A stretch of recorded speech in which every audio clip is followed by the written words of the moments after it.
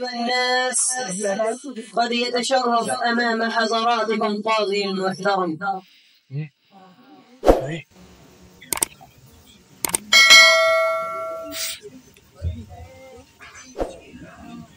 أهلا وسهلا يا المحترم. السلام عليكم ورحمة الله وبركاته.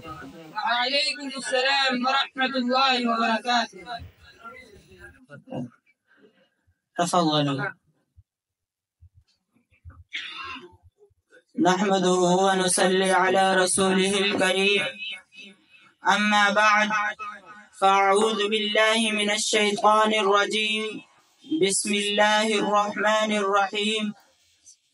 وأفتتح الجلسة بقول الله تبارك وتعالى: وإذا حكمتم بين الناس أن تحكموا بالعدل.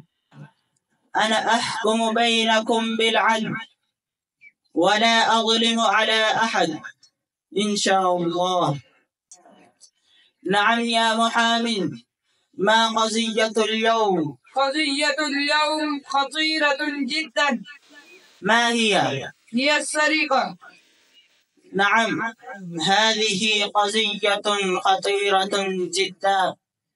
قال الله تبارك وتعالى في القرآن المجيد: السارق والسارقة فاقطعوا أيديهما جزاء بما كسبا نكالا من الله والله عزيز حكيم. يا محامي، أين السارق وأين المسروق منه؟ أمامكم يا فضيلة القاضي. ما اسمك وماذا تعمل؟ اسمي عبد المنان وأعمل بالتجارة. ما قضيتك؟ لقد فقدت البقرة. ومن تدعي عليه بتهمة سرقة البقرة؟ إنني يدعي على جاري هذا. ما اسمك وماذا تعمل؟ اسمي هارون زياد وأعمل بالتجارة. ما رأيك في التهمة الموجهة إليك؟ هل سرقت البقرة؟ لا يا فضيلة القاضي، لم أسرق البقرة. إنني بريء من هذه التهمة. ويا مدعي، متى عرفت أن البقرة قد فقدت؟ في الساعة 9 من مساء يوم الخميس الماضي. ويا مدعى عليه، أين كنت في الساعة 9 من مساء يوم الخميس الماضي؟ كنت في داري مع أسرتي. من يشهد على ذلك؟ يشهد أهلي وجيراني. ويا مدعي، كيف قامت الشبهات حول المدعى عليه؟ شوهد وهو يحوم حول بيتي فاشتبه به رجال الشرطة. متى شوهد حول مكان الجريمة؟ في صباح يوم الجمعة. وماذا لدى المدعي من أدلة أخرى؟ هل لديك بينة؟ نعم، كان بيني وبين المدعى عليه نزاع حول صفقة تجارية. ويا مدعى عليه، ماذا كنت تفعل حول بيت المدعي؟ لا شيء، كنت ماشيا لحال السبيل، رأيت تجمهرا فوقفت مستفسرا فإذا رجال الشرطة يمسكون بتلابيبي. هل كان بينك وبين المدعي نزاع؟ نعم، كان بيننا نزاع، ولكننا صالحنا في المسجد منذ أيام عملا، وبقوله تعالى: الصلح خير. ويا مدعي، كيف تقول أنت كان بينك وبين المدعى عليه نزاع؟ أما صالحت في المسجد؟ نعم صالحنا، ولكن أظن هو ما صالح بالصلحة الحقيقية. هل تريد أن تقول شيئا؟ نعم، لقد قامت الشبهة حولي عن طريق الظن وليس عن طريق اليقين.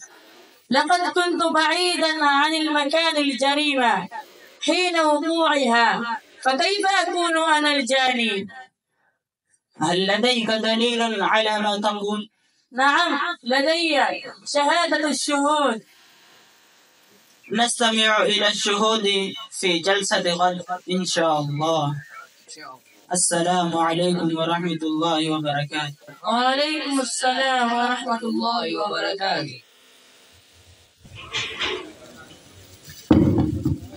أمام حضراتكم قاضي المحترم.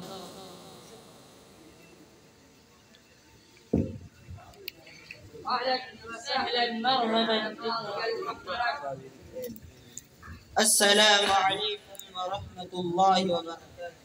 وعليكم السلام ورحمة الله وبركاته. تفضلوا.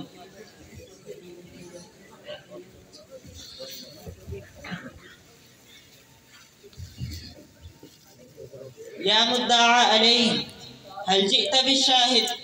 نعم جئت بشاهدين، حارس جار لي وحارس المنزل. أين شاهد الأول؟ هذا هو الشاهد الأول. ها أنا أمامكم يا فضيلة الشيخ. من أنت؟ اسمي أمان وأنا جار مدعى عليه. ماذا رأيت عن هذا الموضوع؟ رأيت المدعى عليه في داره إذا كنت في زيارة له. متى كان ذلك؟ مساء يوم الخميس قرب الساعة 9. كيف عرفت أنها كانت 9؟ كان المذيع يقرأ نشرة الأخبار حين دخلت وهي تبدأ في 9. وكم قضيت من الوقت في زيارته؟ قضيت ساعة من 9 حتى 10. وأين شاهد الثاني؟ نعم يا شيخ، أنا ها هنا أمامكم يا قاضي المحترم.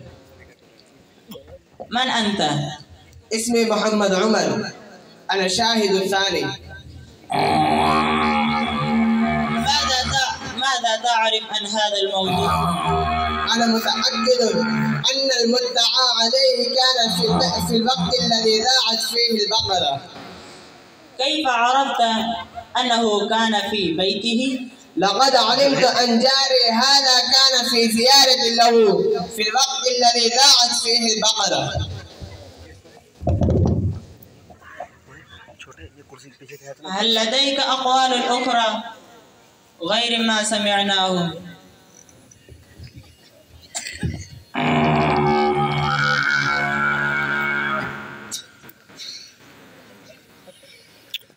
يا مدعى عليه، هل لديك أقوال أخرى غير ما سمعناه؟ إنني بريء وأطلب إطلاق السراح. أتسمح لنا بالدخول؟ تفضل. من أنت؟ أنا جار لرجل الذي تحاكمونه بأخذ البقرة. ماذا تعرف عن هذا الموضوع؟ لقد تفقدت ضحيرة الحيوانات الملحقة بداري، فوجدت بقرة غريبة لم أرها من قبل، فسألت جيراني عمن تكون له هذه البقرة، فأخبروني بأنها له لجار وإنها قد ضاعت منه. شكرا لك على أمانتك. وأين البقرة؟ أحضرتها معي إلى خارج المحكمة. يا مدعي، اخرج وأخبرنا، هل تلك البقرة لك؟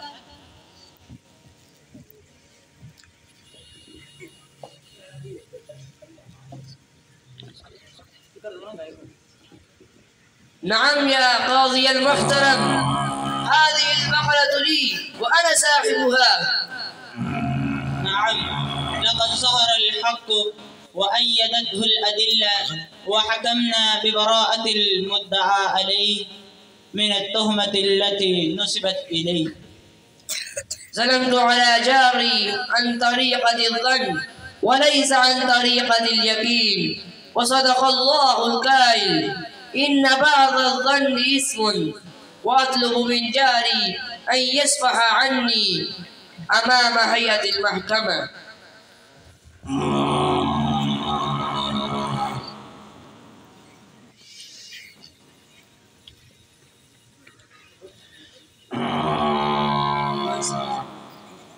هذا حقك وبارك الله فيك. ما شاء الله، لقد حكمنا بالعدل وظهرت الحقيقة أمامنا، وأنت كريم أيها المدعى عليه. تسافحوا وتعانقوا. السلام عليكم ورحمة الله وبركاته.